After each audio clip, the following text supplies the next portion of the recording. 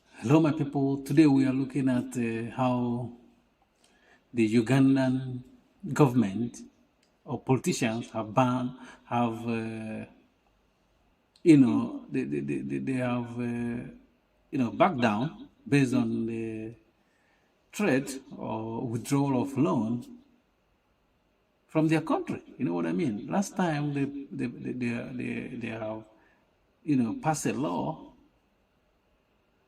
in their parliament, about LGBT law, and the West, they think that this is a very bad law for them to pass, and they started to threaten them by freezing their loans, and Biden was hitting hard on them, even banning some of their politicians from traveling to America.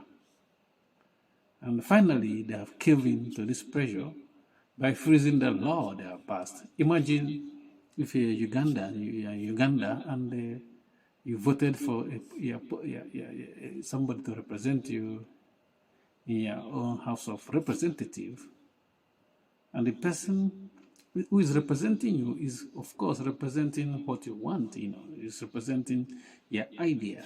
And he voted for this law, they drafted a law and passed it into law. The law of the country, this is law.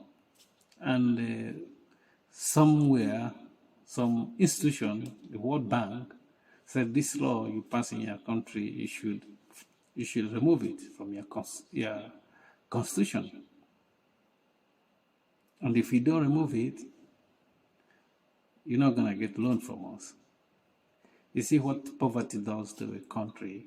And this man called Museveni has been there for more than 30-something years, if not more, and is useless. He's completely useless. Because this stuff like this should not happen. I'm not saying like I'm against anyone that want to be what the person want to be. Like if you want to be gay, or you want to be, anything you want to be, I'm not gonna say don't be what you wanna be. But what I will say is that you don't want me to celebrate what you are, because I don't tell you to celebrate what I am. I don't impose it on you. You shouldn't impose it on another person. And Africa shouldn't be so vulnerable. Like it will depend on this kind of external forces to always control Africa. You see, and you ask yourself, why is it that among all the stuff that's going on in Africa, why is it just paying attention to this particular matter or particular legislature? This bill or this law. Why are this World Bank supposed to represent the world so adamant or so inclined to revoke this or frozen this law that the Ugandan government have now frozen for them to get the loan, to get the money, It's still sad, And when you look at it, I think this month is supposed to be like a month of Pride Month, stuff like that. Even Google doesn't even do it. If Donald Trump is not there, if it was Biden, I'm gonna bet a lot of money that Google, you will see them all this their flag everywhere on the internet.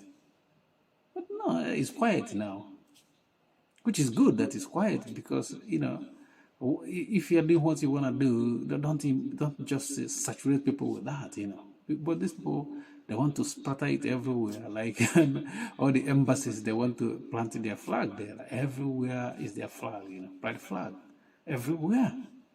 They want to saturate the whole world with this. Like, it's something to celebrate. It's not. It's not something to celebrate. It's something like you do what you do with your life in private is not my business. I shouldn't celebrate what you do. You know what I mean? And I'm not saying that people should, treat them bad because of their stuff, their orientation. I'm against treating them bad because of that. You know what I mean? But I don't want them to impose me, to force me to celebrate their lifestyle. It's not good.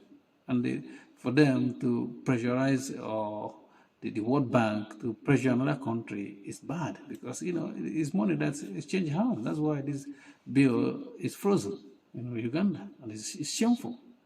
Thank you for watching. Please don't forget to subscribe to our YouTube channel and like our video. Peace.